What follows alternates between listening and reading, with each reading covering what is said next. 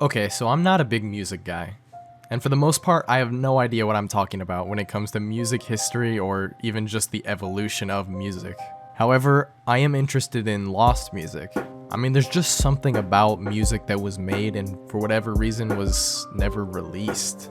It's just interesting. And of course, not every time there's going to be a crazy story that goes along with a lost song. But in the case of some, they're actually quite remarkable.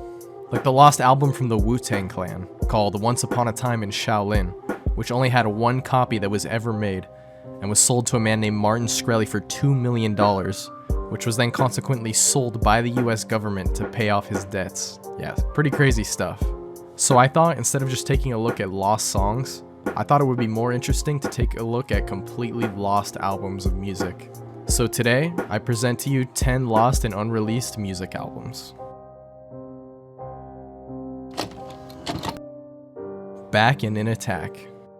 Originally planned to be released sometime in 1998, Back and in Attack was a comeback album created by the duo Milli Vanilli, which was a music group consisting of members Fab Morvan and Rob Pilatus. They were very popular in the 1980s and had many songs that were at the top of the charts, including Girl You Know It's True and Blame It on the Rain. However, their careers were pretty much over when, at a concert performance in 1989, they accidentally revealed that they had not been performing their songs at all, and were in fact just lip-syncing to the lyrics from a background track. But not only that, apparently their songs were also not even originally recorded by them, but instead were performed by other singers. And in fact, the duo could barely even speak English at all. Because of this, the group was shunned in the public eye in light of this scandal, and due to poor sales, they stopped creating new music. However, years later in 1997, the two would get back together to record a comeback album titled Back and in Attack.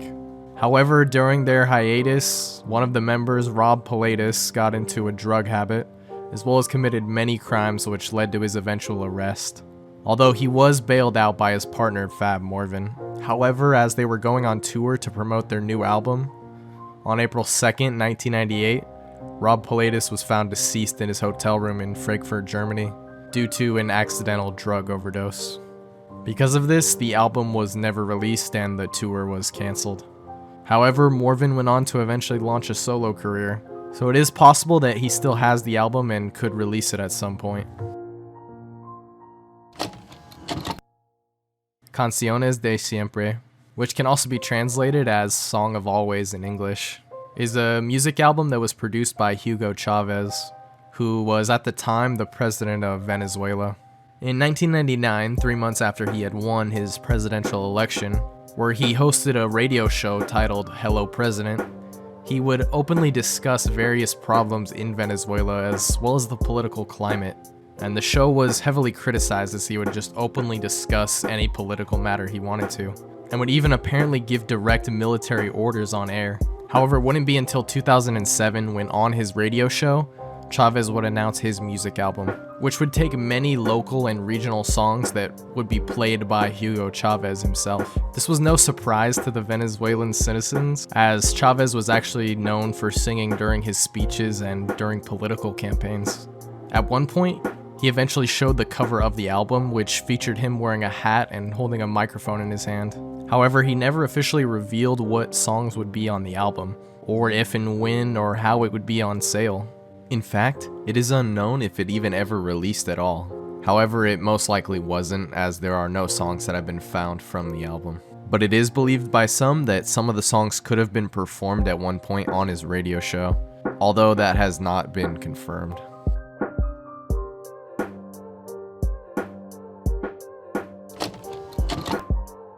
Ryan Adams' unreleased albums. From 1994 to 2000, Ryan Adams was part of the alternative country band Whiskey Town that released a total of 3 studio albums. However, after this, he began to work with other groups and even solo, and is actually well known for producing so much music over his career, as he was known to be a very hard-working individual. In 2005 alone, he released 3 full solo studio albums. However, even with all this music that has been produced throughout his lifetime, there was a lot that was actually cut, including Whiskey Town's final album, Pneumonia, which apparently had over 100 tracks that were either cancelled or just went unreleased. In 2007, Adams revealed in an interview that he had quite a few rejected and unreleased albums, even going so far as to talk about 5 specific ones that he wished he could have released.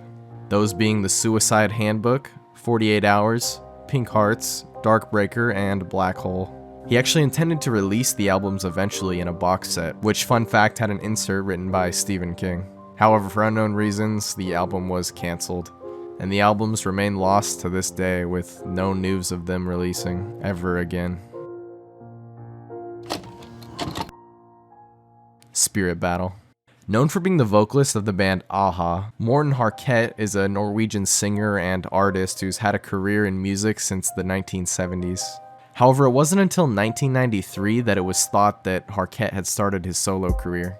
However, that just wasn't the case. There was actually an album that he had made well before that, all the way back in 1979. This album was called Spirit Battle, and was produced by Cross Music Studio. It's said that Harket also worked with his brother Håkon Harket on the project as well. However, the album is either said to just have not been completed, or it's just left unreleased. The only other thing from the album that's known to exist is the album's cover, which was illustrated by Morten himself. The music that was on the actual album, though, remains unheard and unknown as of now. Although it is said that in the recordings, there was some use of the organ at the Trinity Church in Norway, as well as it was said to be a progressive rock album that took inspiration from bands like Queen. And although it was never released or possibly finished, the original tapes are still said to be in the possession of Harket. Sparklehorse Lost Recordings. In 1995, an indie rock band called Sparklehorse was created by Mark Linkos. The group rose to relative fame when they started touring with the famous rock band Radiohead in the late 90s. They made many studio albums throughout the years, until they released their final album as a group in 2006. Although they would do a collaboration album along with Danger Mouse that would be released in 2009. A few months after this, however, Mark Linkos would tragically die of a self-inflicted gunshot wound. However, following his death, it was revealed that Linkos had actually been in the process of recording a secret album that was said to be 95% complete, although there was no title for the album. Later on in 2011, music producer Steve Albini stated that he hadn't heard any plans for the album to be released, as they did not know if Linkos had deemed the material finished and ready to be released yet. However, since a 2012 interview regarding the album, no new information has come out regarding its release or its existence at all.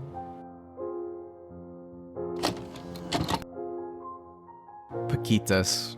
From 1984 until 2002, there was a Brazilian girl group called Paquitas, which originally only consisted of 2 girls until over time more were added to the group for various singing and dancing roles. In 1989, they made their first album that went gold, which spawned a long series of successes for the group over the years, which would allow them to go on and release 4 more albums as a group, as well as start many other spin-off groups, including an American version called Pixies. After their second album was released in 1991, a third album for Paquitas was planned, and would be released sometime in 1992 or possibly 1993.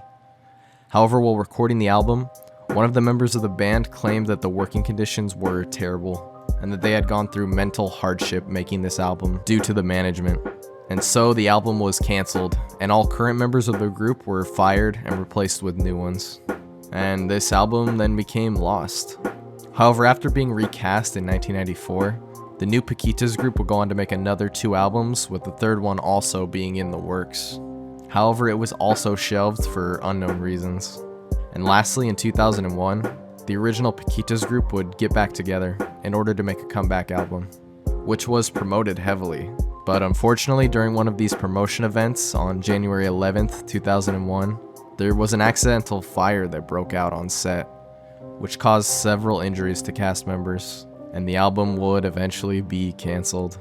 Although some of the songs are thought to have been found in performances that the group did around that time, there are no official versions of the songs that have been released, nor the album itself, of course.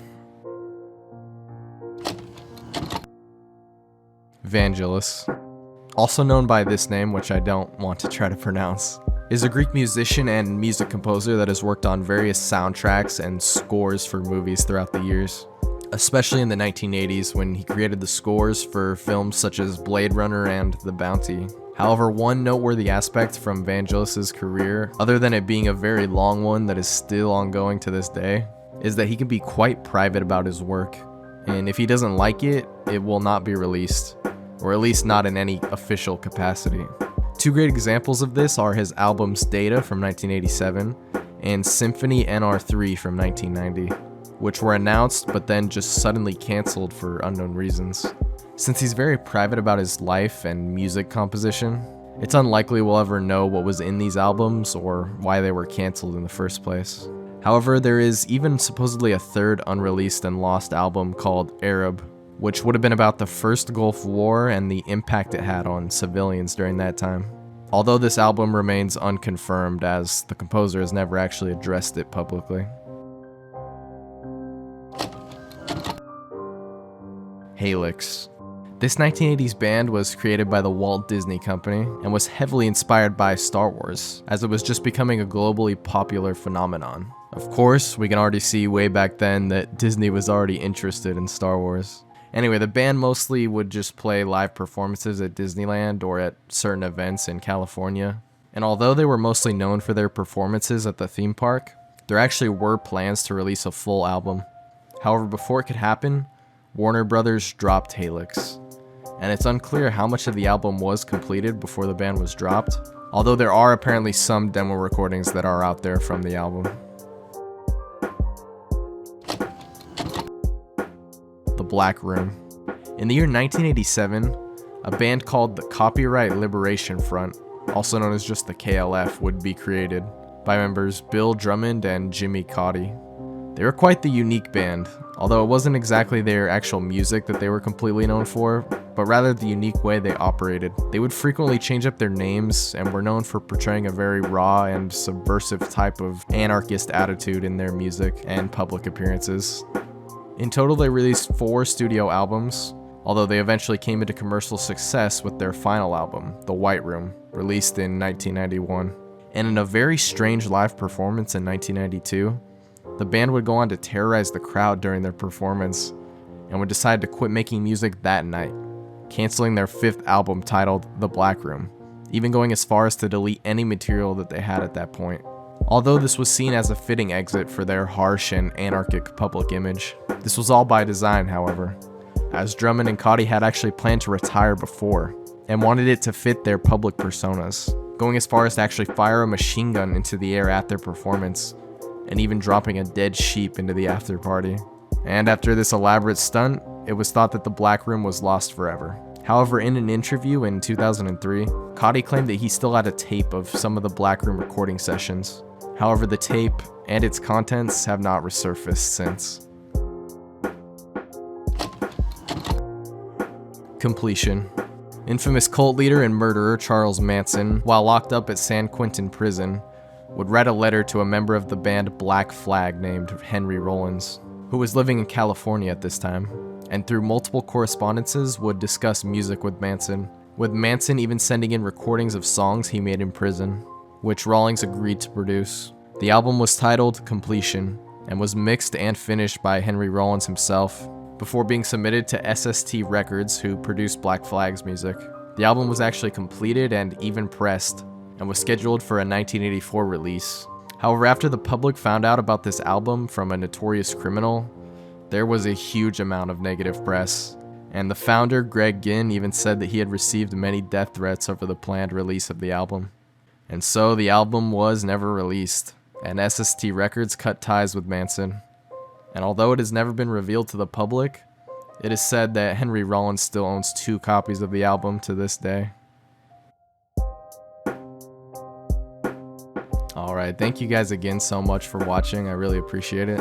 We're almost at 20,000 subscribers already. It's absolutely insane. Once again, sorry it took me so long to get this video out there. I've been working on a lot of other projects at the same time, and I've got a really big one coming up. It might not be out for like a couple more weeks or even a month, but it's gonna be a big one. So I'll hopefully try to have another video in between there, so you'll have some content from me. But anyway, yeah, you guys know the drill. Leave any suggestions for lost media or video topics in the comments below, or any other lost music albums you think I missed. And yeah, this has been me, sourcebrew, and I'll see you guys later.